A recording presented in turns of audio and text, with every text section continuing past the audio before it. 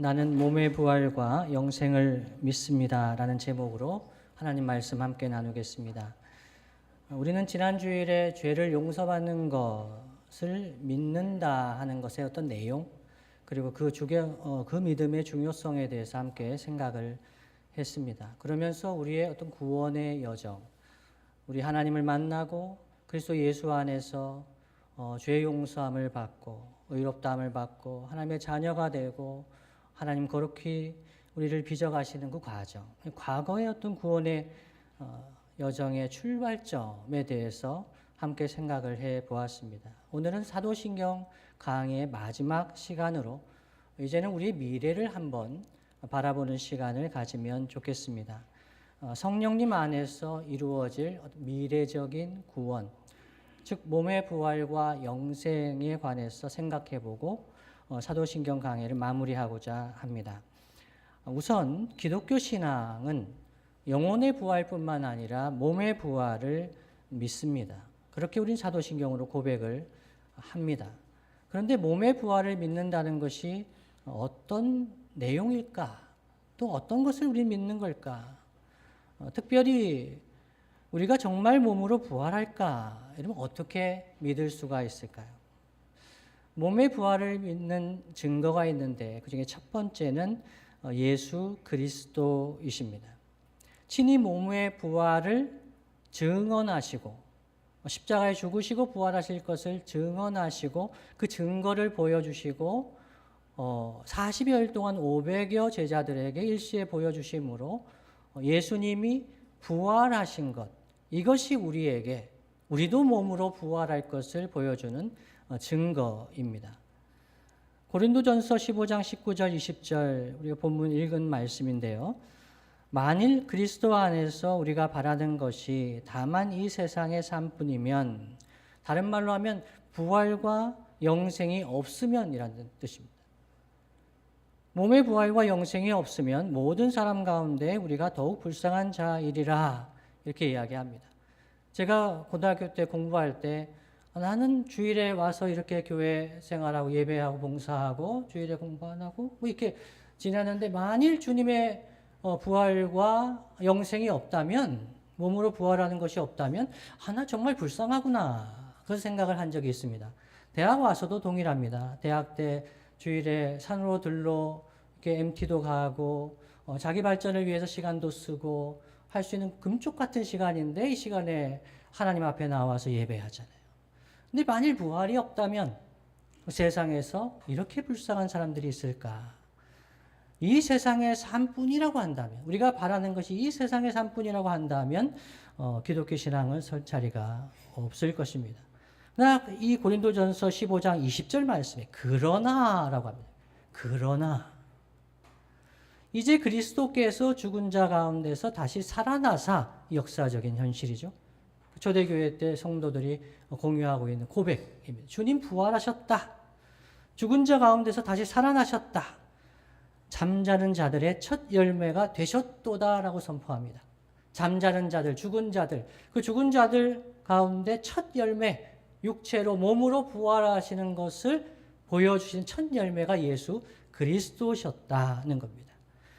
그래서 이 예수님께서 몸으로 부활하셔서 그리스도 안에서 죽는 모든 성도들도 예수님처럼 몸으로 부활할 거다. 그래서 성도들은 나중 열매가 된다, 이렇게 볼 수 있는 것이죠. 그래서 그리스도 안에서 죽는 자들도 똑같은 소망으로 그리스도 안에서 주님처럼 몸으로 부활할 것이다 하는 소망을 갖습니다. 이것이 첫 번째 증거입니다. 근데 두 번째 증거가 있습니다. 두 번째 증거는 무엇이냐면 말씀과 성령으로 우리에게 주시는 믿음입니다. 그러니까 우리가 몸으로 부활할 것을 어떻게 믿을 수가 있느냐? 그 증거가, 두 번째 증거가 우리의 믿음이라는 것입니다. 우리가 몸으로 부활할 것이라는 이 믿음은 미래적인 믿음이죠. 우리 이 미래에 일어날 것에 대한 믿음은 우리 과거에 대한 믿음에 기초하고 있습니다. 우리 과거가 어떠한가에 대한 믿음이 미래에 대한 믿음으로 연결이 됩니다. 로마서 6장 5절 말씀 제가 읽어드립니다. 만일 우리가 그의 죽으심과 같은 모양으로 연합한 자가 되었으면 그와 함께 죽었으면 이런 뜻입니다. 또한 그의 부활과 같은 모양으로 연합한 자도 되리라 하는 거죠. 좀 혼미하고 좀 잘 알아듣기 힘드시죠? 그래서 로마서 6장 8절 다 함께 한번 읽어봅니다. 함께 읽습니다. 시작. 만일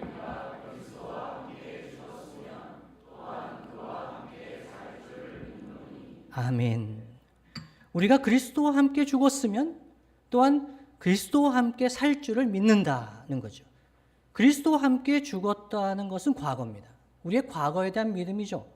우리가 내가 받아야 될 죄와 저주와 형벌을 다 십자가에서 주님이 담당하시고 대속하시고 속량하셔서 죄 용서함을 받아서 이제는 우리를 무죄하다고 우리를 의롭다고 여겨주시는 그 과거에 대한 구원에 대한 믿음, 이것은 미래에 대한 믿음으로 연결이 되는데 우리가 그리스도와 함께 죽었으면 또한 그와 함께 그리스도와 함께 살 줄을 믿는다. 이 믿음을 말씀을 통해서 증언해 주시고 성령님이 이것을 증언해 주셔서 우리 안에 이 믿음이 생겨난 것이죠. 그렇다면 우리는 어떤 몸으로 부활할까요? 이런 질문들이 초대교회 때도 있었습니다. 고린도전서 15장 35절을 보시면 누가 묻기를 이렇게 돼 있죠. 누가 묻기를 사람들이 묻는다는 겁니다. 죽은 자들이 어떻게 다시 살아나며 어떠한 몸으로 오느냐? 네가 봤느냐? 뭐 이런 거죠. 어떤 몸으로 살아날 거냐? 뭐 미래적인 이야기를 가지고 그렇게 하느냐? 예수님이 다시 오신다, 곧 오신다고 하셨는데 예수님이 다시 오심이 좀 지체되자 사람들은 여러 가지 질문을 했는데 그 중에서 중요한 핵심적인 질문이 부활할 거냐? 우리가 지금 몸도 예전 같지가 않고 이제 죽을 건데 죽으면 끝이 아니냐? 이 사람들이 물었습니다. 그래서 바울이 그 몸의 부활에 대해서 설명하면서 고린도전서 15장 49절에서 하늘에 속한 몸과 형상을 가지게 될 것이다 말씀합니다. 제가 읽어드립니다. 우리가 흙에 속한 자의 형상을 입은 것 같이 사람의 형상을 입지 않았습니까? 이러한 형상이 있는데 또한 하늘에 속한 이의 형상을 입으리라. 영화롭게 변화될 것이다. 주님이 영화로운 몸으로 부활하셨듯이 우리도 그렇게 하늘에 속한 이의 형상으로 그렇게 변화될 것이다. 이렇게 말씀합니다. 그래서 우리가 몸으로 부활할 때 우리 몸은 지금과는 다른 몸으로 변화된 몸으로 부활할 것입니다. 고린도전서 15장 51절에 보라 내가 너희에게 비밀을 말하노니 우리가 다 잠잘 것이 아니요 마지막 나팔에 순식간에 호련히 다 변화되리니 이렇게 말씀합니다. 고린도전서 15장 54절에도 보면 이 썩을 것이 썩지 아니함을 입고 썩을 것은 썩을 몸이죠. 우리 몸이 흙으로 돌아가는 그런 썩을 몸입니다. 그런데 그 몸이 썩지 아니함을 입고 다른 말로 하면 변화되어서 썩지 아니하는 몸으로 될 것이다 하는 것입니다. 그리고 이 죽을 것이 이 죽어 없어질 몸이 죽지 아니함을 입을 때에 죽지 않는 몸을 입을 때 맞아 이때죠. 몸이 부활할 때입니다. 그때에는 사망을 삼키고 이기리라고 기록된 말씀, 예언된 말씀이 이루어지리라라고 말씀했습니다. 그래서 결국 사망을 삼키고 이기리라, 영생한다. 이 예언의 말씀이 이루어진다. 근데 이 예언의 말씀은요, 그냥 예수님 오시기 전에 있었던 그런 정도가 아니고 이사야 25장 8절 말씀에 주님 오시기 전에 500년도 더 전에 600여 년 전에 예언하신 하나님 말씀입니다. 이사야 25장 8절 함께 한번 읽어볼까요? 시작. 사망을 영원히 멸하실 것이라 주 여호와께서 모든 얼굴에서 눈물을 씻기시며 자기 백성의 수치를 온 천하에서 제하시리라. 여호와께서 이같이 말씀하셨느니라. 아멘. 이 이사야 말씀을 읽으시면 요한계시록에 우리가 읽었던 매일 성경 본문으로 묵상했던 내용과 유사하다는 것을 발견하실 수가 있습니다. 사망을 이기시는 것, 하나님의 구원의 계획의 핵심적인 부분입니다. 사망을 영원히 멸하실 것이다. 모든 얼굴에서 눈물을 씻기시고 억울함을 풀어주시고 자기 백성의 수치를 온 천하에서 제하시리라.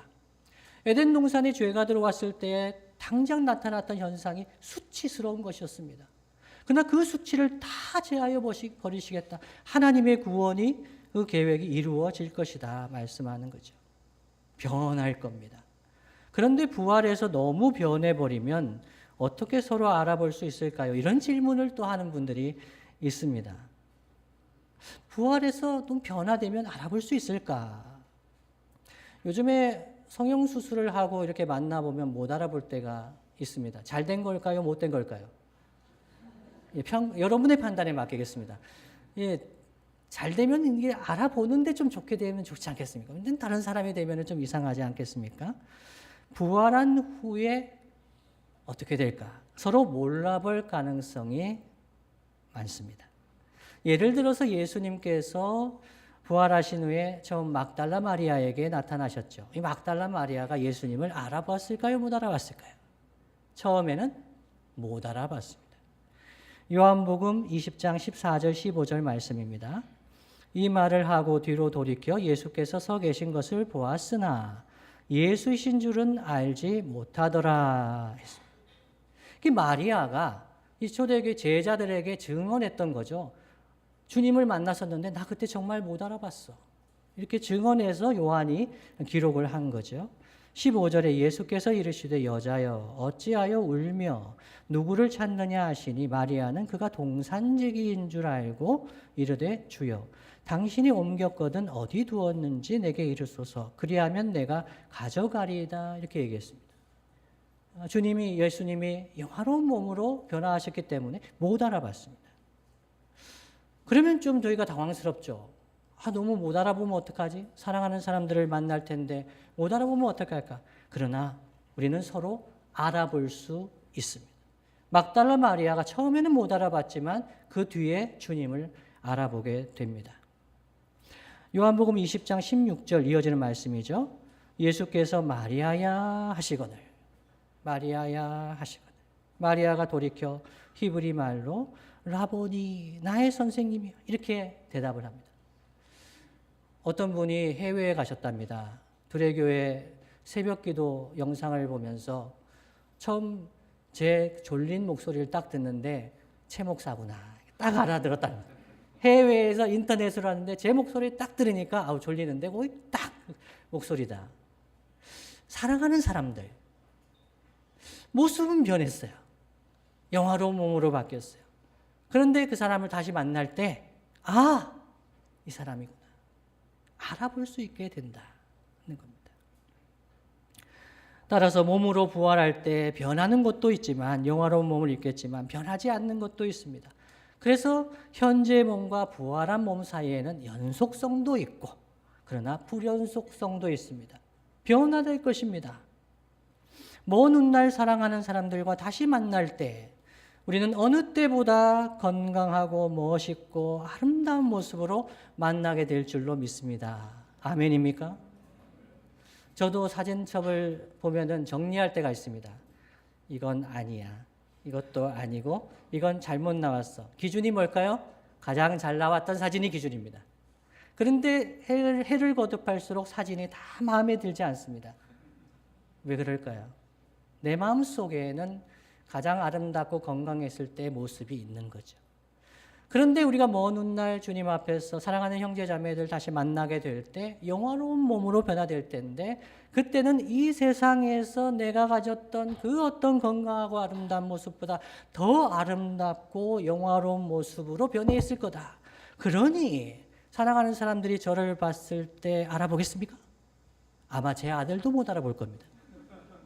제가 20대 때는 심수보 집사님보다는 더 멋있었던 것 같은데. 지금의 심수보 집사님, 그런데 20대 때 심수보 집사님 저 만났으면은 저는 그냥, 심수보 집사님이 훨씬 더 멋있는 분이라고 저는 믿어 의심치 않습니다. 주님 안에서 만날 때, 아름다운 영화로운 모습 부활하여 만날 것입니다. 처음엔 몰라볼 수도 있겠죠. 그러나 여러분 당황하지 마시기 바랍니다. 알아보게 될 것입니다. 이것이 첫 번째 몸의 부활에 관한 것입니다. 두 번째는요. 그래도 목사님 영생은 어떻게 믿을 수가 있겠습니까? 몸의 부활은 주님이 부활하셔서 제자들에게 40여일 동안 500여 제자들에게 일시에 보이심으로 그 부활을 증거해 주셨다고 하더라도 영원히 영생한다는 것은 우리가 어떻게 믿을 수가 있겠습니까? 아직 경험해 보지도 않은 것인데 어떻게 믿을 수가 있겠습니까? 이런 질문을 가질 수가 있습니다. 그러나 오늘 말씀을 통해서 드리는 말씀은 주님 안에 있는 사람들은, 그리스도 예수 안에서 영생은 이미 시작이 되었습니다. 이것이 기독교 복음이 우리에게 증거하는 것입니다. 영생은 이미 우리 안에 시작이 되었다는 것입니다. 성도들은 이미 이 땅에서 영생을 경험하며 살아가고 있습니다.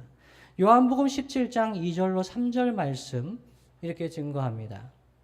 아버지께서 아들에게 주신 모든 사람에게 영생을 주게 하시려고 만민을 다스리는 권세를 아들에게 주셨음이로소이다 말씀합니다.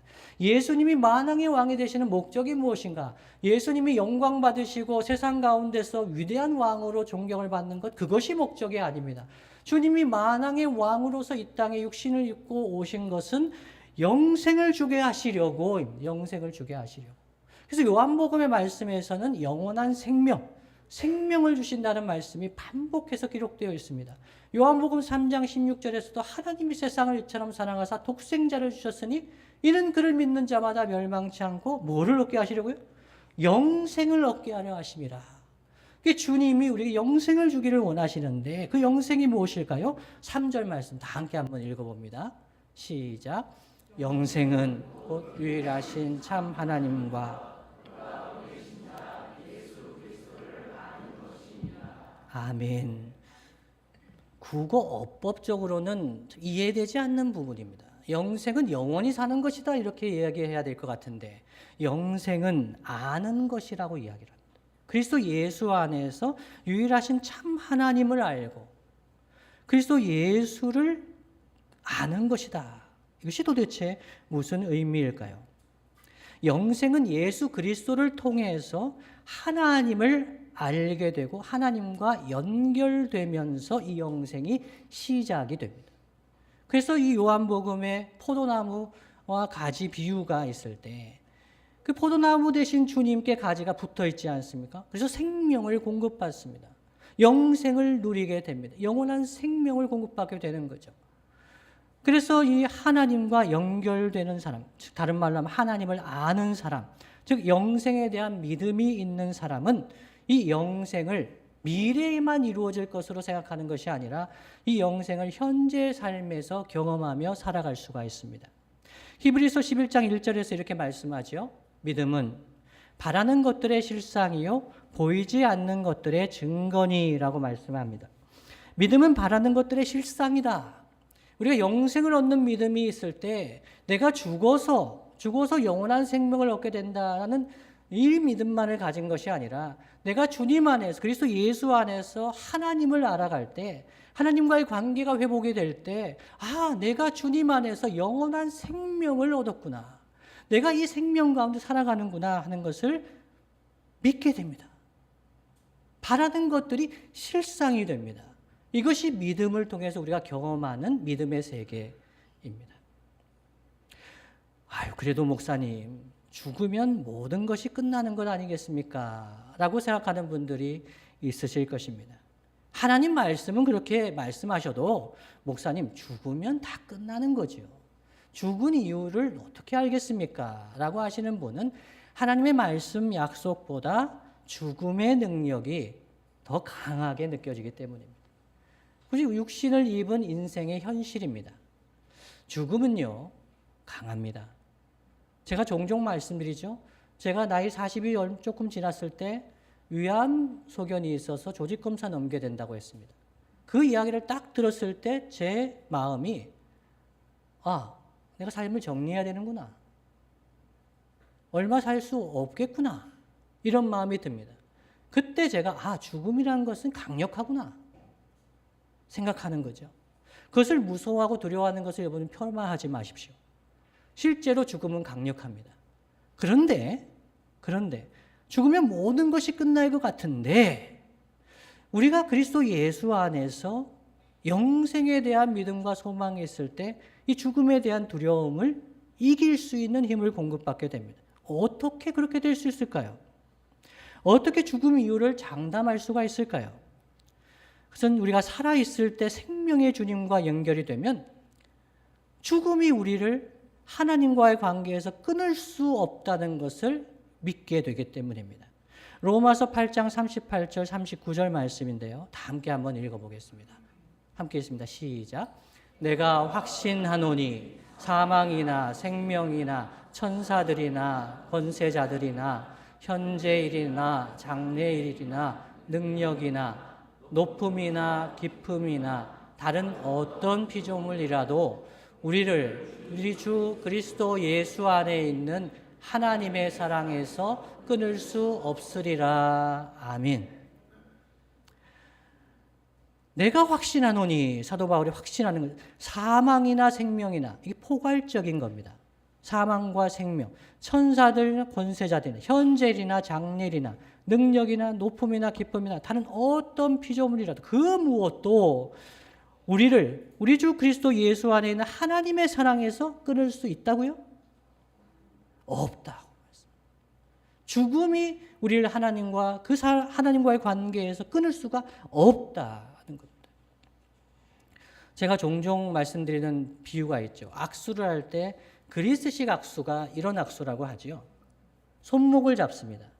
한 사람이 손을 놓아도 다른 한 사람이 붙들고 있으면 이것은 연결되지요. 우리는 연약해서 부족해서 하나님을 잊고 그 믿음이 연약해서 힘들어 낙심이 될 때가 있습니다. 내가 구원받은 사람이 맞는가?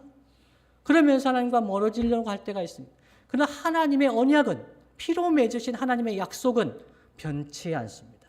그래서 하나님이 붙드시는 거죠. 그래서 성도가 구원을 얻을 수 있다. 구원의 여정, 하나님께서 우리를 부르시고 그 다음에 거룩하게 하시고 영화롭게 하실 것이다 라는 것을 믿는 근거가 무엇인가?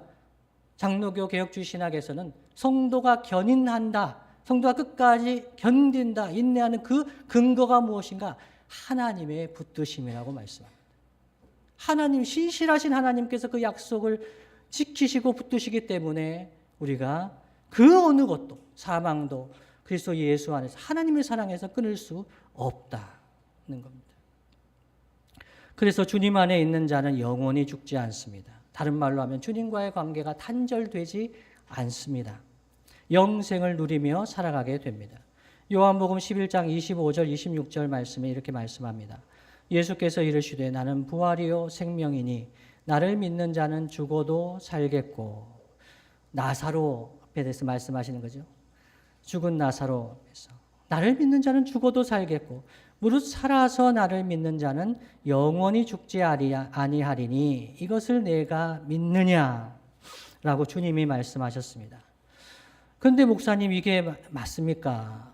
살아서 나를 믿는 자가 영원히 죽지 않습니까? 죽었지 않습니까?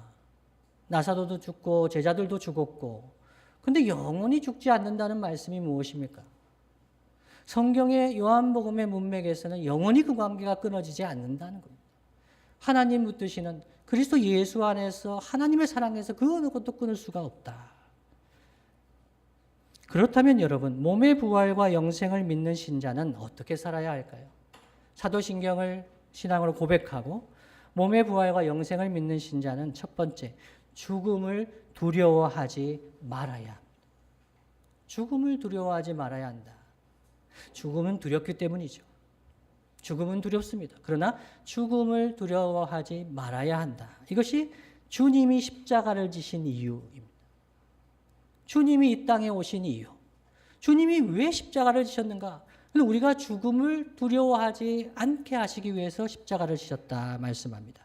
히브리서 2장 14절 15절 말씀 제가 읽어드립니다. 자녀들은 혈과 육에 속하였음에, 사람의 몸을 입고 있다는 거죠. 혈과 육에 속하였음에 그도 또한, 주님도 예수님도 또한 같은 모양으로 혈과 육을 함께 지니심은 성육신하신 것은, 죽음을 통하여 그리스도 예수께서 죽으심을 통해서 죽음의 세력을 잡은 자 곧 마귀를 멸하시며라고 합니다. 죽음의 세력을 잡았다. 마귀는요, 죽음을 이야기하기를 좋아해요. 그러면서 사람들을 자기가 종으로 삼습니다. 두려워하게 합니다. 그러나 이 죽음의 세력을 잡은 자 마귀를 멸하시려고 예수님이 죽으셨다는 거예요. 15절에 또 죽기를 무서워함으로 한평생 매여 종노릇하는 모든 자들을 놓아주려 하심이라 말씀합니다. 예수님께서 사람이 되시고 죽으신 이유가 무엇인가? 일평생 죽음을 무서워하면서 한평생 종으로 살아가는 사람들을 해방시켜 주시려고, 죽음이 끝이 아니라고, 죽음 이후에 영원한 생명 낙원이 있다고, 그것을 말씀해 주시기 위해서 예수님 친히 오셔서 십자가 지셨다는 것이죠. 그래서 몸의 부활과 영생을 믿는 성도에게 죽음은 끝이 아닙니다. 사람들은 이야기합니다. 죽으면 끝이다. 그러나 몸의 부활과 영생을 믿는 성도에게 죽음은 영원한 세계, 영생의 영광의 세계로 들어가는 시작입니다. 졸업식을 할 때 교장 선생님 또 총장님 얘기하시는 아주 단골 멘트가 있죠. 졸업식은 영어로 commencement라고 하잖아요. 시작이란 뜻입니다. 졸업은 마침이 아닙니다. 졸업을 통해서 나가는 거죠. 학문의 세계나 필드로 나가는 겁니다. 그래서 그들을 격려하면서 축복하면서 내보내는 겁니다. 영생으로 우리가 이 죽음이라는 것 성도에게 마지막이 아닙니다. 영원한 세계로 들어가는 시작입니다. 이 죽음을 두려워하면서 살지 말라는 거죠. 오히려 죽음이 새로운 시작이라는 것을 아는 사람들은 우리에게 주어진 이 인생이 얼마나 소중한 것인지 압니다. 하나님의 뜻이 있습니다. 하나님 사랑하며 이웃 사랑하면서 영생을 누리면서 살아가야 한다. 소중하기 때문이죠. 여행을 간 사람들이 여행이 소중합니다. 왜요? 집에 돌아가야 되니까요. 그래서 그 여행을 소중하게 생각하고 누립니다. 죽음이 끝이라고 생각하는 사람들은 이 삶이 허무할 수밖에 없는 것입니다. 이거 첫 번째입니다. 죽음을 두려워하지 말아야 한다. 두 번째는요. 영생을 믿고 이 땅에서 영생을 누리며 나누며 살아가야 합니다. 영생을 누리면서 살아가고 또 영생을 나누면서 살아가야 한다. 우리가 영원히 하나님과 그리스도 안에서 연결되어 있는 이 사귐, 이것은 영원한 사귐입니다. 절대로 끊어지지 않는 영원한 사귐입니다. 요한일서 1장 3절 말씀 이렇게 증언합니다. 우리가 보고 들은 바를 너희에게도 전함은 너희로 우리와 사귐이 있게 하려 함이니 우리의 사귐은 아버지와 그의 아들 예수 그리스도와 더불어 누림이라 말씀합니다. 성도의 교제는 하나님과의 사귐이죠. 하나님 그리스도 예수 안에서 그 아들 예수 그리스도와 그리고 아버지 하나님과 더불어 누리는 사귐, 이 성도의 교제입니다. 그러면서 다른 성도들, 전에 멀리 있던 성도들과도 함께 한 몸을 이루어 성도의 교제를 나누는 거죠. 이 성도의 교제는 사귐은 영원한 사귐입니다. 죽음 이후에도 계속 이어질 사귐입니다. 그래서 이 땅을 살아갈 때 이 영생을 누리면서 현재의 삶을 살아가는 사람은 이 연결을 소중하게 생각합니다. 우리가 아버지 하나님과 아들 예수님을 알고 교제할 때 성도들과의 교제를 이루어가면서 이 사귐이 영원하다는 것을 깨닫게 되고 천국의 삶을 이 땅 가운데서 누리며 살아갈 수가 있습니다. 버트란드 러셀이라는 지성이 있었습니다. 제가 대학 때는 그 좀 유명한 분이었는데요. 그분의 책 중에 나는 왜 기독교인이 아닌가라는 책이 스테디셀러죠. 나는 왜 기독교인이 아닌가에 대해서 책을 썼습니다. 그 버트란드 러셀이 영생을 싫어한다고 이야기했습니다. 나는 영생이 싫습니다. 그래서 왜 영생이 싫습니까? 했더니 너무 지겨울 것 같아서라고 대답을 했습니다. 인생이 지금 살아가는 것도 지겨운데 뭐 영원하게 산다고 도대체가 이게 지겹다는 거죠. 그래서 자기는 영생을 믿지도 않고 원하지도 않는다라고 이야기를 했습니다. 여러분 버트란드 러셀은 영생을 몰랐다고 생각합니다. 영원한 생명은 우리가 누리는 영원한 생명은 하나님과의 교제, 성도와의 교제를 통해서 이 땅 가운데서도 이미 누리고 있는 하나님 나라 백성의 천국의 삶입니다. 얼마나 주님 주시는 생명이 무엇인지를 아는 사람은 영생을 사모합니다. 영화로운 몸으로 변화될 것이다. 그 소망 가운데 이 땅을 살아가게 되는 것이죠. 그런데 만일 하나님과 단절되고 사랑하는 가족과 이웃이 없는 곳에서 영원히 산다고 한다면 여러분 그곳은 어떤 곳일까요? 하나님과의 관계가 단절되고 사랑하는 가족과 이웃과 단절되어 살아가는 곳. 그러면서 영원히 산다고 하면 그것이 지옥이 아니겠습니까? 그런 의미에서 지옥은 하나님과 사람과 영원히 단절되는 곳이다. 이렇게 볼 수가 있겠습니다. 그러나 우리에게 영생에 대한 믿음을 주신 것은 우리만 영생을 누릴 뿐만 아니라 이 영생을 전하며 살아가라고 우리에게 영생의 소망을 주신 줄로 믿습니다. 이 땅은, 이 세상에는 지옥을 경험하며 살아가는 사람들이 너무나 많습니다. 단절을 경험하며 살아가는 사람들이 너무나 많습니다. 죽음을 경험하며 살아갑니다. 이곳에 우리가 영생의 소망이 있다면 생명의 복음을 전하며 살아가야 합니다. 영생의 소망이 있는 성도들이 가는 곳마다 생명의 역사가 나타나야 합니다. 만왕의 왕이, 주님이 만왕의 왕이 되신 목적이 그들에게 영생을 주려 하심이라고 말씀하셨습니다.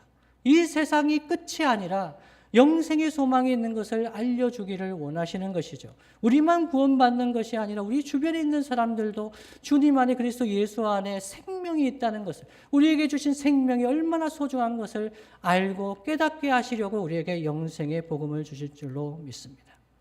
말씀을 마무리하겠습니다. 주님이 사랑하시는 성도 여러분, 이것으로 사도신경 강해를 마치게 되었습니다.